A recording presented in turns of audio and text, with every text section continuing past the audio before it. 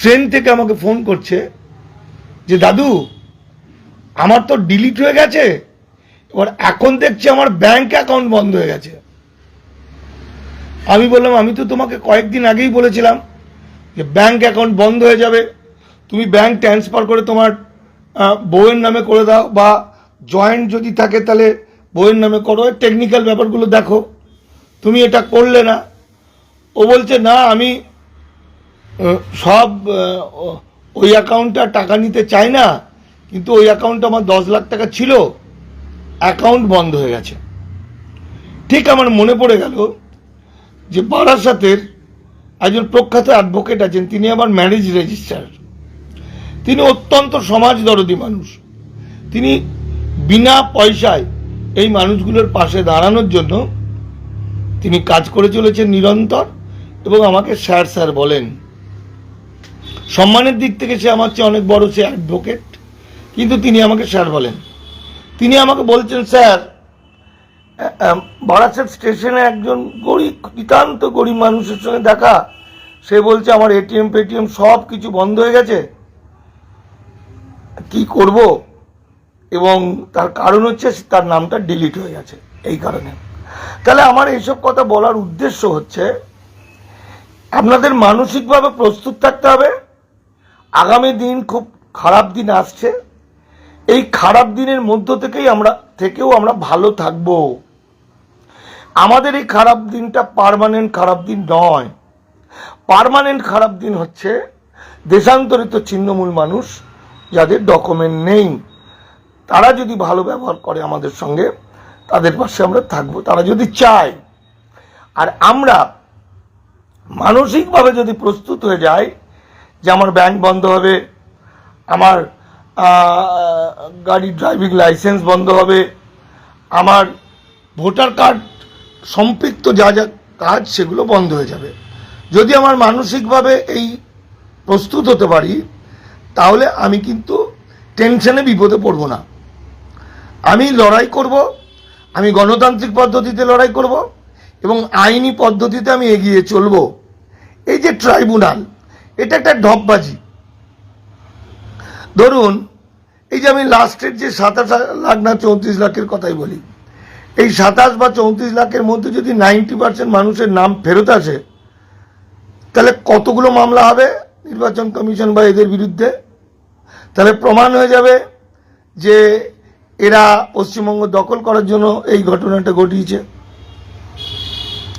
আবার দেখুন একটা ট্রাইব্যুনাল একদিনে 50 থেকে 60টার বেশি কেস মেটাতে পারবে না। এটা যত দিন যাবে সংখ্যাটা কমতে থাকবে, কারণ 50টা নিষ্পত্তি করা অত সহজ জিনিস।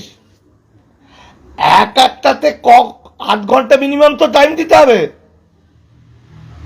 8 ঘন্টায় কি হবে নাগরিকত্ব প্রমাণ? তাহলে 50টাও যদি হয়, তাহলে 19টা ট্রাইব্যুনাল হচ্ছে 9.5 বা 1000, 950 বা 1000, তাহলে বছরে 200 দিন যদি হয়, তাহলে 2 লাখ। তাহলে কত বছর হবে? তাহলে নাম তুলতে দাড়ি গোঁফ সব পেকে যাবে, দাদু নাতি হাতি হয়ে যাবে, বুড়ো হয়ে যাবে, থুত্তুর করবে, আর ততদিন সে নাগরিক পরিষেবাগুলো বঞ্চিত হবে। এই সত্যটা বুঝে নিতে হবে। তাহলে বিকল্প রাস্তা কি? বিকল্প রাস্তা আমরা দামাল বাংলা, আমাদের সাথী যারা আছে, যারা শুনছেন, প্রত্যেককে আমরা আইনি জায়গাগুলো শিখিয়ে দেবো, যেমন শিখিয়ে দিচ্ছি, এবং তারা আশপাশের গ্রামের মানুষদের সেবা করবে। কিভাবে না, তারা ফাইল তৈরি করে দেবে, লিগ্যাসি রেডি করে দেবে। আমরা কলকাতায় হাইকোর্ট থেকে তাদের নিষ্পত্তি করাবো। হাইকোর্টে 1 দিন 2 দিন ডেট পেলেই তারা ফিরে পাবে বলে আমার বিশ্বাস। ফলত একা একা কেউ যদি কোনো তাড়াহুড়ো করে কোনো দালাল উকিলের পাল্লায় পড়ে, তার ঘটিবাটি চলে যাবে, মানে অনেক টাকা যাবে। আবার সে কাগজ জোগাড় করতে করতেই মরে যাবে, ওটা করতে যাবেন না। দামাল বাংলা যেহেতু আপনাদের দায়িত্বে আছে, আপনারা সাথী দামাল বাংলা আজকে 7 বছর ধরে বলছি, আপনাদের দুঃখ আমাদের দুঃখ, আপনাদের কষ্ট আমাদের কষ্ট, ফলে তো আমরা নিরন্তর কাজ করে যাচ্ছি। ফাইল রেডি করে আমরা হাইকোর্ট, খুব প্রয়োজন হলে সুপ্রিম কোর্ট, এবং যাদের কাগজপত্র হারিয়ে গেছে নেই তাদের আমরা সাক্ষ্য প্রমাণের মধ্য দিয়ে, এভিডেন্স অ্যাক্টের মধ্য দিয়ে বের করব। ফলে আপনারা টেনশন নেবেন না। আপাতত বাড়ির যার ভোটার কার্ড আছে তাদের কার্ডে কাজ করুন। আর বাস্তবটা বুঝে নিন যে পলিটিক্যাল দল যারা বলছে তারা হয়তো জানে না, না জেনে কথাগুলো বলছে, ইচ্ছা করে আপনাদেরকে ফাঁসানোর জন্য বলছে তা নয়। যে পার্টি করুক তারা না জেনে কথাগুলো বলছে। এটা অত্যন্ত সিরিয়াস ব্যাপার, অত হালকা ব্যাপার নয়, এটা আইনি ব্যাপার। ডিলিট হয়ে গেলে সহজে দিল্লি থেকে নাম তোলা যায় না, আবার ট্রাইব্যুনাল বা মামলা ও কোর্ট ছাড়া। তো সেটাই আমার বলার বিষয় ছিল আজকে আপনাদের কাছে। দামাল বাংলা যেখানে যেখানে শাখা হয়েছে আপনারা আশপাশের অঞ্চলগুলোর মানুষকে অভয় দিন, তাদের পাশে দাঁড়ান। আর যেটা করুন, চেষ্টা করবেন প্রত্যেকের কাছ থেকে 1 টাকা 2 টাকা 10 টাকা এইসব করে নিয়ে কিছু চাল, কিছু আলু, আর প্রতিদিন 2 মুঠো 2 চিমটি চাল, একটা আলু প্রত্যেকটা বাড়িতে রাখুক। কেন না, অনেক গরিব মানুষ আছে যারা খুব বিপদের মধ্যে থাকবে, তাদের খাওয়ানোর ব্যবস্থা করা। আবার যে যতটুকু পয়সা পারবে পয়সাগুলো দিয়ে একটা ফান্ড করবে গ্রামেই। কারণ মামলা মোকদ্দমা খরচ খরচা যেগুলো হবে, যাতায়াত করতে করতে যে খরচগুলো লাগবে, কলকাতা আসতে খেতে দিতে যা লাগবে, মামলার যেটুকু খরচ হবে, আমরা চেষ্টা করব সেই উকিলদের দিয়েই করানো। উকিলদের যারা এক অর্থে পয়সা না নিয়েই, ফিজ না নিয়েই, শুধু খরচ খরচা দিয়ে একসঙ্গে হয়তো 50 জনের 60 জনের একই ধরনের কেসগুলো 100 জনের আমরা বের করব। কিন্তু সেটা করতে গেলেও ভোটের পরে, ভোটের আগে ভোট দিতে পারার স্বপ্ন বাতিল করুন। আর যারা বলছেন তাদেরকে ধন্যবাদ জানান, নমস্কার জানান পলিটিক্যাল দলদের, এবং বলুন যে ঠিক আছে ভোটের পর নাই আপনাদের সঙ্গে দেখা হবে। কিন্তু বাস্তব এটা ওনারা না জেনে ভুল বলছেন। আমি এখানেই আজকে আমার আলোচনা শেষ করছি। দামাল বাংলার সাথী যেখানে যেখানে আছেন, যেখানে যেখানে শাখা তৈরি হয়েছে, যেখানে যেখানে গ্রুপ হয়েছে, সেই গ্রুপ মানেই সেখানেই একটা শাখা পশ্চিমবঙ্গের বিভিন্ন প্রান্তে তৈরি হচ্ছে। আপনারা ছড়িয়ে পড়ুন এবং আগামী দিন, খুব খুব কাছাকাছি দিন আগামী, যেটা খুব ভয়ঙ্কর, কিন্তু অদূর ভবিষ্যতে এত ভালো দিন আর নেই। অত্যন্ত ভালো দিন আসবে একদিন।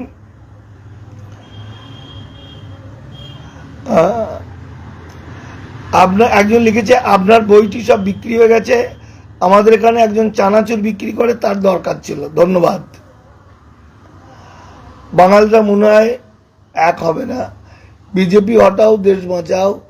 আমার মাসির ছেলে মেয়েদেরও বন্ধ, অ্যাকাউন্ট বন্ধ। যাই হোক, অনেকেই লিখছে ইন্ডিভিজুয়াল আন্ডার অ্যাডজুডিকেশন, এগুলো কাজ চলছে কি না? আর এখন কোনো কাজ চলছে না, এখন সবই ট্রাইব্যুনালের বিষয় এসে দাঁড়িয়েছে, সবই ঢপবাজিতে চলছে। ট্রাইব্যুনাল কিচ্ছু করতে পারবে না, ওগুলো মিথ্যা। ওগুলো সুপ্রিম কোর্টকে হাত করে বাংলা এবং বাঙালিকে ধ্বংস করার জন্য বিজেপির একটা কৌশল। কারিমুল্লাহ মণ্ডল বলছে আপনাকে আমি খুব ভালোবাসি, আমি যতদিন বাঁচবো ততদিন আপনাকে মনে রাখবো, আমি দোয়া করি আপনি ভালো থাকুন, আপনার মতো মানুষ আমাদের মাঝে দরকার। ধন্যবাদ ভাই, তোমাদের মতো মানুষকেও তো আমাদের দরকার, আমরা তো সবাই একসঙ্গে। এসকে রিপন বলছে আপনি এখনই বললেন আপনাকে অনেকে ভালোবাসে, অবশ্যই ভালো কাজ করলে তাকে সবাই ভালোবাসবে। তুমিও আপনার ভক্ত, আমিও আপনার ভক্ত। আপনার চলার পথ আমার খুব ভালো লাগে। আপনি আমাদের গ্রামে এসেছিলেন, আমি তার কয়েক বছর আগে থেকে আপনার ভক্ত। ধন্যবাদ, ভালো থেকো তোমরা। গ্রামের মানুষকে অভয় দাও, মানুষ যেন একা একা না হয়ে যায়। আরশাদ আলী, আমার মাসির ছেলে মেয়েদেরও ডিলিট হয়ে গেছে, ওরাও ফেরত আসবে, কোনো চিন্তা নেই। এই মাসির পাশে একটু দাঁড়াও, মানুষকে সাহস দাও। বিজেপি হটাও, দেশ বাঁচাও, এর চেয়ে বড় স্লোগান আর কিছু হতে পারে না। যাই হোক, আগামীকাল সম্ভবত আমার ফাইল হবে দুজনের বিরুদ্ধে মামলার, অসীম সরকার এবং স্বপন মজুমদার, যারা ইলিগাল মাইগ্রেন্ট, বাংলাদেশ থেকে চোরাপথে এসে এখানে এমএলএ টেমএলএ হয়েছে। তারপর আমার মামলা হবে। ওই দুটো হয়ে গেলেই আমার স্বপন, অশোক কীর্তনিয়া তার বিরুদ্ধে হবে, নিশীথ প্রামাণিকের বিরুদ্ধে হবে, আর জগন্নাথ সরকার এমপির বিরুদ্ধে হবে। কয়েকদিন পরে সুকান্ত এবং শুভেন্দু অধিকারীর বিরুদ্ধে হবে। এরা সব ইলিগাল মাইগ্রেন্ট। এরা বাংলাকে, বাংলার আদি মানুষদেরকে ধ্বংস করেছে এবং এরাই আমাদের চরম বিপদের মধ্যে ফেলেছে। আর কে এসকে রিবন বন্ধু এখনই বলো? আচ্ছা, যাই হোক, ভালো থাকবেন। মহিদুল বলল ইন্ডিভিজুয়াল আন্ডার অ্যাডজুডিকেশন, এগুলোর কাজ চলছে কি এখন? ওই তো বললাম উত্তরটা। এখন ভোট এসে গেছে, এখন ওই কাজগুলো হচ্ছে না। এখন যেটা হচ্ছে, ওই ট্রাইব্যুনালের নাটক করে, একটি ট্রাইব্যুনালে আমাদের যোগাযোগ আছে, মানে যে ম্যানেজার, তার সঙ্গে যোগাযোগ আছে, সে কিছু কিছু বলে আমাদের 50-60 জনের বেশি এক একজনের দিনে হচ্ছে না এক একটা ট্রাইব্যুনালে। ফলে খুব খারাপ অবস্থা। এগুলো সবই নাটক, জোর করে বাংলাকে দখল করলো। এই সত্যিটা মমতা ব্যানার্জি বলে দিতে পারতেন। মমতা ব্যানার্জি বলে দিতে পারতেন যে আগামী দিন কি হতে চলেছে, মানুষ ঠিক করে নিত সে কি করবে। বাঙালি ঠিক করতো বাঙালি কিভাবে বাঁচবে। তথাপি আমি বলবো, একটা ভোট যেন বিজেপির বিরুদ্ধে, একটা ভোট যেন নষ্ট না হয়। অনেক কঠিন, তথাপি বিজেপিকে হারাতে শেষ রক্তবিন্দু দিয়ে লড়াই করতে হবে। যাদের নাম ভোটার তালিকায় আছে তারা সেটা প্রয়োগ করুন, দেখুন চেষ্টা করে কতটা কি হয়। নমস্কার, আমার ফোন নাম্বার 9836327536, 9836327536। আমার নাম মানিক ফকির। ও, আর একটা খবর দিই, নাগরিকত্বের বিষয়ে যে আমার কথাগুলো কেউ শোনেনি। আমি সাধারণ ছেলে, কাটোয়ার ছিলাম, আমি কলকাতায় থাকি আজ 40 বছর। আমি খুব বেশি লেখাপড়াও করিনি, আমি আর্ট কলেজে পড়তাম, কিন্তু আমার গবেষণা, এখন আমি গবেষণাপত্র জমা দেব। এই গবেষণা আজকে সারা ভারতবর্ষ, সুপ্রিম কোর্ট, হাইকোর্টের উকিলদেরও কাজে লাগবে। গবেষণাপত্র সব রেডি হয়ে যাচ্ছে। সাধারণ মানুষ বিশ্বাস করুক আর না করুক, আমার গবেষণা আজকে বিশ্বের বহু লোককে কাঁপিয়ে দেবে, বিশেষত ভারতবাসীকে। নাগরিকত্ব বিষয়ে আমার প্রচুর পেপার, প্রচুর ডকুমেন্ট। সে 1948 সালের ডকুমেন্ট, 48 সালে এসছে, তাকে অনুমতি নিয়ে নাগরিকত্ব নিতে হবে। অনেক ব্যাপার। যাই হোক, আপনারা ভালো থাকুন।